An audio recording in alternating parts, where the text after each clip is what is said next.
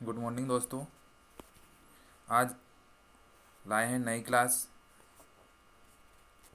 Screw thread micrometer. इसके बारे में देखेंगे कि स्क्रू थ्रेड माइक्रोमीटर होता क्या है, इसका इंट्रोडक्शन क्या है, इसकी बनावट क्या होती है और इससे आप कौन कौन से माप ले सकते हैं। सबसे पहले देखेंगे अपन कि जो स्क्रू थ्रेड माइक्रोमीटर होता है ये होता कैसा है, इसकी बनावट में क्या क्या होता है, इसके मेन पार्ट क्या क्या होते हैं, ये अपन देखते हैं। तो चलो शुरू करते हैं आज का नया टॉपिक स्क्रू थ्रेड माइक्रोमीटर, जिसमें सबसे पहले देखते हैं इसका इंट्रोडक्शन। इंट्रोडक्शन में देखेंगे अपन कि आपने देखा होगा आउटसाइड माइक्रोमीटर देखा होगा, ये भी आपका उसी प्रकार का एक माइक्रोमीटर होता है जो कि सूक्ष्ममापी यंत्र है। इसका प्रयोग स्क्रू थ्रेड की पिच डायमीटर, स्क्रू थ्रेड की पिच डायमीटर, स्क्रू थ्रेड क्या होता है, मतलब जिसको अपन चूड़ी बोलते हैं। जो चूड़ी होती है, चूड़ी होती है, चूड़ी का आपको व्यास मापने के लिए इसका प्रयोग कर सकते हैं। जैसे कि कोई बोल्ट है, उसका आउटर व्यास, कोर व्यास या फिर उसकी फ्लैंक व्यास जो होता है उसे अगर आपको मापना है तो उसके लिए आप इस माइक्रोमीटर का प्रयोग करेंगे। आउटसाइड माइक्रोमीटर के ही जैसा होता है, अंतर सिर्फ इसमें ये होता है कि आपको देख रहा होगा ये जो है इसका एनविल है, ये आपका एनविल है और ये इसका आपका स्पेंडल है। ठीक है, ये स्पेंडल होता है और ये आपका एनविल होता है। ये दोनों में थोड़ा सा अंतर होता है आउटसाइड माइक्रोमीटर में और स्क्रू थ्रेड माइक्रोमीटर में कि इसका जो स्पेंडल होता है वो शंकु के आकार का होता है। शंकु का आकार मतलब कोनिकल होता है ना, मतलब ऐसा ये जो भाग होता है इसे अपन कोनिकल बोलते हैं, मतलब थोड़ा सा कोन वाला होता है। दूसरा जो होता है इसका एनविल जो होता है वो वी आकार का होता है, इस टाइप से। बाकी का आपने जो माइक्रोमीटर देखा था उसका प्लेन एनविल होता था इस टाइप का, और इसका क्या होता है, वी आकार का होता है। अब इसके द्वारा कितने एमएम की सूक्ष्मता में आप माप सकते हैं, तो इसके द्वारा अपन 0.01 एमएम सूक्ष्मता की शुद्धता में माप ले सकते हैं। जैसे कि आपका आउटसाइड माइक्रोमीटर से भी आप ब्रिटिश पद्धति में 0.001 इंच की माप ले सकते थे और मीट्रिक पद्धति में 0.01 एमएम की माप ले सकते थे। तो ये आपका रहा इंट्रोडक्शन स्क्रू थ्रेड माइक्रोमीटर का।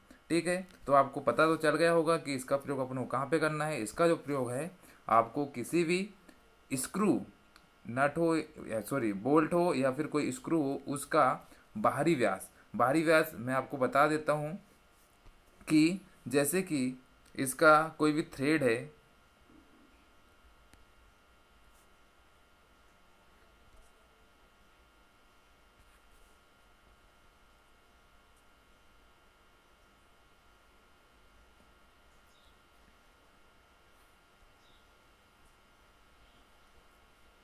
ये आपका एक बोल्ट है, ये आपका बोल्ट है, तो इसका ये वाला जो व्यास है यहाँ से यहाँ तक का ये व्यास है, इसे अपन कोर डाया बोलेंगे। क्या बोलेंगे, कोर व्यास। ये होता है आपका कोर व्यास। ठीक है, तो ये आप इसको माप सकते हैं, कोर व्यास मतलब यहाँ से यहाँ तक की दूरी को आप माप सकते हैं। दूसरा होता है आउटर व्यास, मतलब ये जो चूड़ी दिख रही है, चूड़ी में ये ऊपर वाले भाग, ये जो भाग दिख रहा है इसको क्रेस्ट कहते हैं। इसको क्या कहते हैं, क्रेस्ट कहते हैं। और ये जो नीचे जो भाग दिख रहा है ये वाला, इसे रूट बोलते हैं।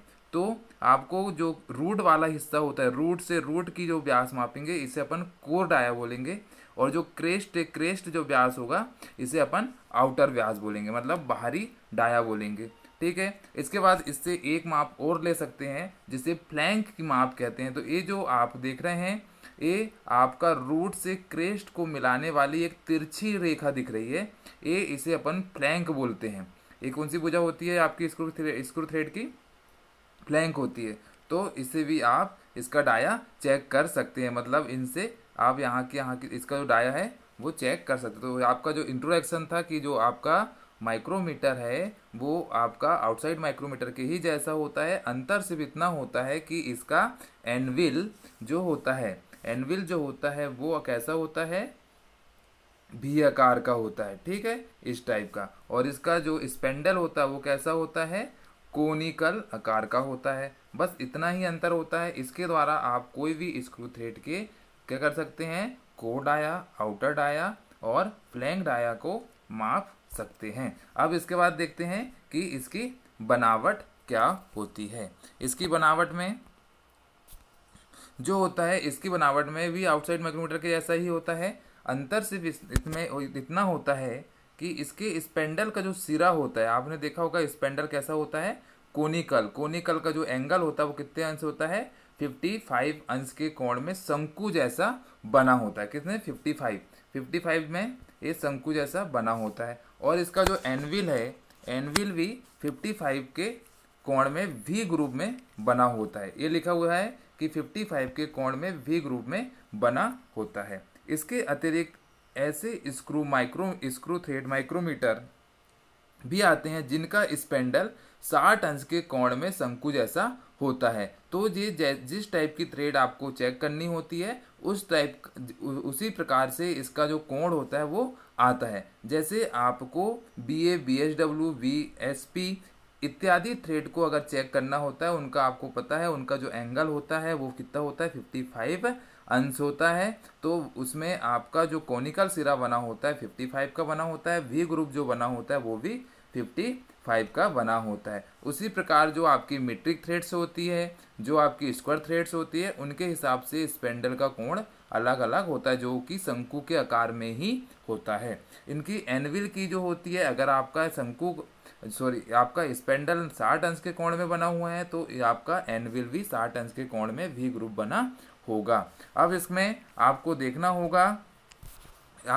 होगा कि इस माइक्रोमीटर के स्पेंडल और एनविल में सुराग बने होते हैं जो विभिन्न साइज के इंटरचेंजेबल, मतलब आपके जो स्पेंडल होते हैं, एनविल होते हैं, इनमें सुराग बने हुए होते हैं जो कि विभिन्न साइज के इंटरचेंजेबल इंसर्ट फिट करने के लिए विभिन्न चूड़ियाँ जो होती है, जैसे कि BSW हो गई, जो चूड़ी होती है वो कौन कौन सी होती है, वो होती है जो थ्रेड्स होती है, BA थ्रेड्स होती है, आपकी BSP होती है, BSF होती है, BSW होती है, आपकी एक्मे थ्रेड होती है, स्क्वायर थ्रेड होती है। मतलब बहुत सारी चूड़ियाँ जो होती है अलग अलग टाइप, जैसे आपने पढ़ा, अभी पढ़ेंगे अपन स्क्रू थ्रेड में।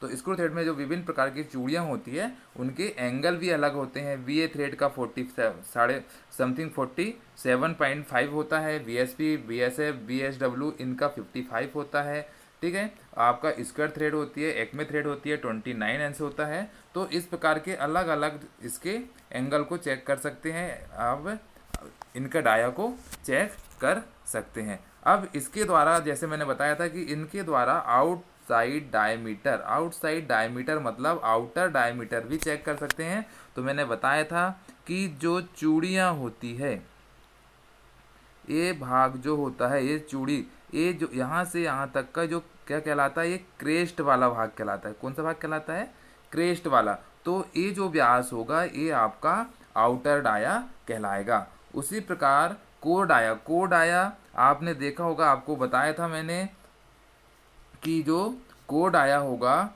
कोर डाया के लिए आपका जो रूट वाला सेक्टर होता है, ये आपकी चूड़ी है तो ये रूट कहलाता है। ये कौन सा भाग कहलाता है, रूट। मतलब जहाँ पे दोनों भुजाएं आके नीचे की तरफ मिलती है उसे रूट बोलते हैं, और जहाँ पे ऊपर की तरफ मिलती है इसे क्रेस्ट बोलते हैं। तो रूट से रूट मतलब चूड़ी के रूट से रूट वाले व्यास को अपन क्या बोलेंगे, कोर डाया।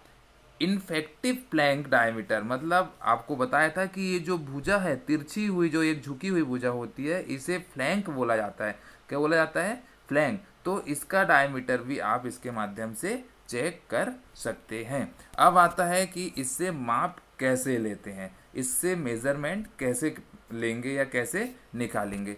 तो इससे जो माप होगी, जो मेज़रमेंट होगा, वो आपको कुछ नहीं करना है। जैसे कि आपका आउटसाइड डायमीटर होता है, आउटसाइड डायमीटर में आपको 3 चीज़ ध्यान में रखना होता था, आपका मेन डिवीज़न, सब डिवीज़न और आपका थिम्बल डिवीज़न। ये 3 डिवीज़न को आपको हमेशा ध्यान में रखना होता है। कुछ नहीं, इसमें भी रीडिंग वैसे ही लेना है जैसे आउटसाइड माइक्रोमीटर की तरह लेते हैं, और आप इसमें आसानी से रीडिंग निकाल सकते हैं। तो इसमें आपको पता होना चाहिए कि जो आपका स्क्रू थ्रेड माइक्रोमीटर है, इससे कौन कौन से रीडिंग, कौन कौन सी माप ले सकते हैं। तो आपको एक बार बता देता हूँ, आउटसाइड डायमीटर, दूसरा होता है कोर डायमीटर, और तीसरा होता है फ्लैंक डायमीटर, जिसको इनफेक्टिव डायमीटर के नाम से भी जाना जाता है। Thank you.